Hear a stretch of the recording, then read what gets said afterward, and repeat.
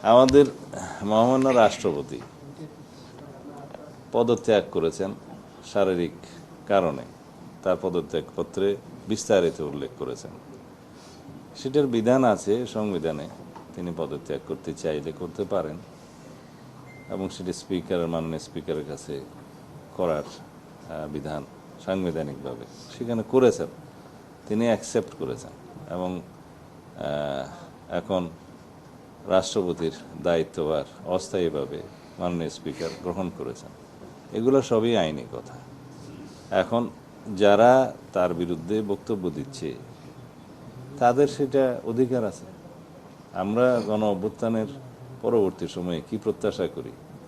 রাজনৈতিকভাবে মানুষের কথা বলার স্বাধীনতা থাকবে, প্রতিবাদ করার স্বাধীনতা থাকবে, সেটা আছে। বিভিন্ন রাজনৈতিক দল, বিরোধী দলের পক্ষ থেকে এনসিপি এবং অন্যান্যরা তার বিরুদ্ধে কিছু অভিযোগ উত্থাপন করছে, সেটা করতে পারে, কিন্তু আমরা আমলে নেওয়ার মতো কোনো বক্তব্য ওখানে নাই।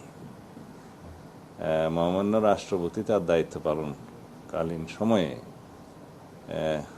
স্বৈরাচারের শেষ দিকে ইন্টারিম গভর্নমেন্টের পুরোটা এবং বর্তমান রাজনৈতিক সরকারের এই প্রায় 5-6 মাস এই সময় তিনি সাংবিধানিকভাবে দায়িত্ব পালন করেছেন এবং বিধিবিধান অনুযায়ী করেছেন। আমরা মহামান্য রাষ্ট্রপতির সহযোগিতা পেয়েছি। এখন সেই সময়টায় সংবিধান অনুসারে তিনি প্রিভিলেজড এবং ইমিউনিটি আছে তার, ফৌজদারি অপরাধ ইত্যাদির বিষয়ে কোনো আদালতে মামলা করা যায় না। এর বহির্ভূত কোনো সময়ে যদি কোনো বক্তব্য কেউ দিয়ে থাকে সেটা তাদের স্বাধীনতা আছে, দিতে পারবে। তবে আমরা আমলে নেওয়ার মতো কোনো বিষয় এখানে দেখিনি।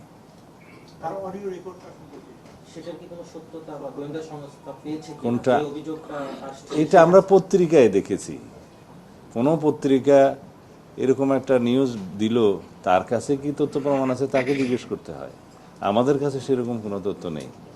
আর কথা বলার জন্য লন্ডন যেতে হয় নাকি? আজকালকার ইন্টারনেটের দুনিয়ায় লন্ডন যেয়ে কারোর সাথে কথা বলতে হয় না, তো এটা আমার কাছে অলিক মনে হয়। কথা বলতে চাইলে তো এখান থেকেও বলা যায়। সেই সময় দায়িত্ব পালনকালীন সময়ে তার বিরুদ্ধে কি কোনো অভিযোগ কেউ দিয়েছিল? না, দিয়ে থাকলে সেটা তখনকার সময়ে যদি কোনো কিছু রেকর্ড করে থাকে সেটা তখনকার বিষয়, সেটা বিধিবিধান অনুসারে চলবে, আইন অনুসারে চলবে। সাবেক রাষ্ট্রপতি হিসাবে তিনি আইন অনুযায়ী যা সুযোগ পাবেন সেটা অবশ্যই পাবেন এবং তার প্রোটেকশনের জন্য SSF PGR সহ এটা 6 মাসের একটা বিধান আছে, সেটা 6 মাসের তিনি তাদের সুযোগ পাবেন, মানে প্রোটেকশনের সুযোগ পাবেন। এছাড়া পুলিশ এবং আমাদের অন্যান্য সংস্থার পক্ষ থেকে তার নিরাপত্তার ব্যবস্থা গ্রহণ করা হবে। আইনানুগভাবে তিনি যা সুযোগ সুবিধা পাবেন সবই পাবেন।